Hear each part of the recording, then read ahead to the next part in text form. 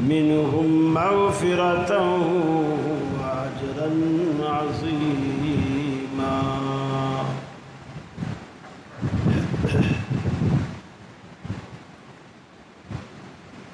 یہ مقصد ہے کہ دنیا سے جہالت دور ہو جائے،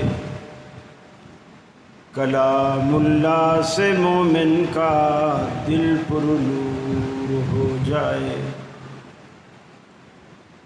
یا الہی جب تک کہ میرے جسم میں جان رہے، تجھ پہ صدقے تیرے محبوب پہ قربان رہے۔ میں رہوں یا نہ رہوں پر دل کی ہے یہ دعا، دین احمد اور عزت قرآن رہے۔ الہی ہم میں پھر وہ صدیق سا ایمان پیدا کر، عمر فاروق سا کوئی جری انسان پیدا کر، رگے تحریک کٹ جائے دم عثمان پیدا کر، علی المرتضی شیر خدا کی آن پیدا کر۔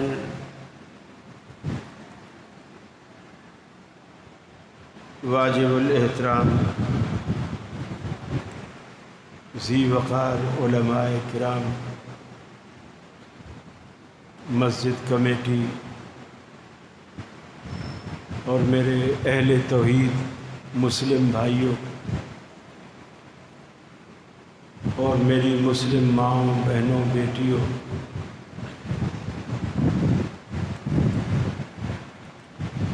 آج ہم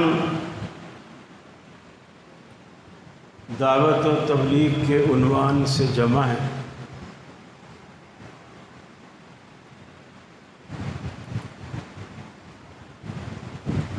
سورہ فتح اس کی یہ بالکل آخری 29ویں آیت ہے جو میں نے تلاوت کی۔ یہ سورہ فتح قرآن پاک کی 48ویں سورہ ہے۔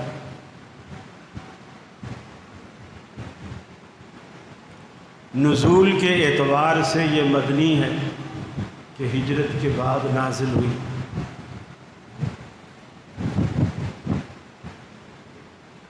البتہ کچھ راقی حضرات جو دم جھاڑا کرنے والے، وظائف بتانے والے، جو اعمال قرآنی کے نام سے کہ یہ ہو جائے تو یہ پڑھو تو یہ ہوتا ہے، یہ پڑھو تو یہ ہوتا ہے، ان کے نزدیک سورہ نصر اذا جاء نصر اللہ والفتح اور سورہ فتح انا فتحنا لک فتحا مبینا، وہ کہتے ہیں کہ کوئی بھی مقصد ہو، آپ نے انٹرویو دینے جانا ہے، نوکری کے لیے جانا ہے، مقدمے کے لیے کسی عدالت میں پیش ہونا ہے، تو یہ دونوں صورتیں سورہ نصر اور سورہ فتح وہ بتاتے ہیں کہ اسے پڑھ کر جائیں تو اللہ کامیابی دیتا ہے۔ لیکن یہ بات رسول اکرم صلی اللہ علیہ وسلم نے نہیں بتلائی، ان کے تجربے میں کیسے آئی واللہ اعلم۔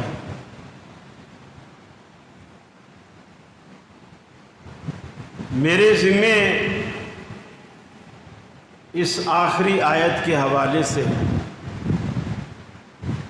کچھ باتیں آپ کے گوش گزار کرنی لگائی گئی ہیں، لیکن اس کی توضیح اور تشریح سے پہلے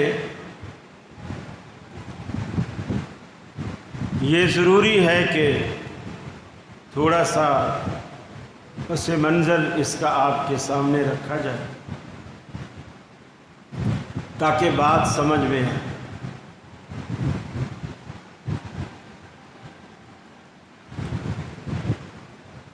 فتح مکہ سے تقریباً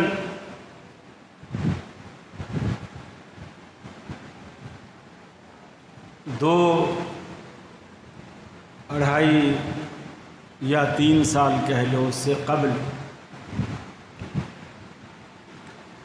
نبی رحمت صلی اللہ علیہ وسلم نے ایک خواب دیکھا۔ اس خواب میں آپ نے دیکھا کہ میں اور ہم سارے صحابہ ہم عمرہ کر رہے ہیں، اور نبی کا خواب وہی ہوتا ہے۔ آپ نے اس کی تعبیر یہی بیان کی کہ ہم انشاءاللہ عمرہ کریں۔ ظاہر بات ہے آپ مکہ سے نکالے جا چکے تھے، اور جب سے نکالے گئے تھے کوئی صحابی عمرہ کرنے نہیں آیا، اس لیے کہ کافر آنے نہیں دیتے۔ آج کرونا نہیں آنے دیتا، اس وقت کافر نہیں آنے دیتے۔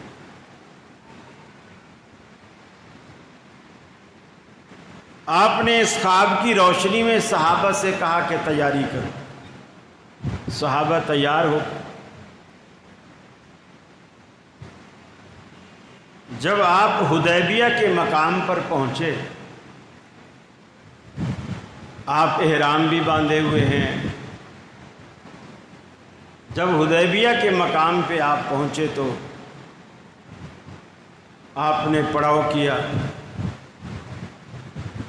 اور حضرت عثمان رضی اللہ تعالی عنہ کو بھیجا کہ کفار کو جا کر کے بتاؤ قریش مکہ کو کہ ہم لڑنے نہیں آئے، صرف عمرے کے ارادے سے آئے ہیں، عمرہ کر کے چلے جائیں، تم ہمیں نہ روکو۔ انہوں نے حضرت عثمان کی بڑی عزت کی اور ان سے کہا کہ اگر آپ طواف کرنا چاہتے ہو تو کر کے چلے جاؤ، لیکن باقی صحابہ کو یا رسول اللہ صلی اللہ علیہ وسلم کو آنے کی اجازت نہیں۔ حضرت عثمان نے بھی نہیں کیا، اور انہوں نے حضرت عثمان کو روک لی۔ رسول اللہ صلی اللہ علیہ وسلم تک یہ خبر پہنچی، اور غلط خبر پہنچی کہ حضرت عثمان کو شہید کر دیا۔ اب آپ دیکھیے عقیدے کے کئی مسئلے حل ہوتے ہیں۔ آپ تک خبر غلط پہنچائی گئی، اور ابھی تک اللہ نے بھی اس خبر کو درست نہیں کیا، اور اس غلط خبر کے نتیجے میں آپ نے صحابہ کرام کو جمع کیا اور موت پر بیعت، جو بیعت رضوان کے نام سے مشہور۔ صحابہ کا بڑا جذبہ تھا، لڑنے مرنے کے لیے تیار تھے۔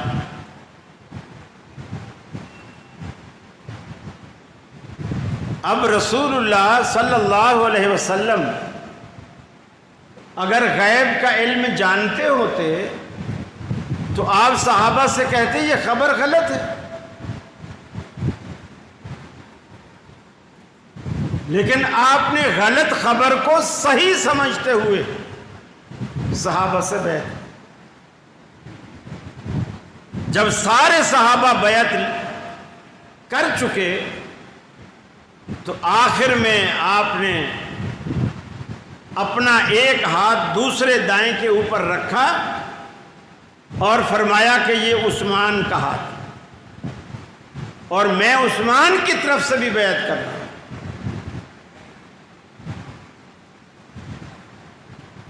ایک تو عقیدے کا یہ مسئلہ صاف ہو گیا کہ کہ اگر اللہ پیغمبر کو بتائے تو علم ہوتا ہے، جب تک اللہ نہ بتائے تو علم نہیں ہوتا۔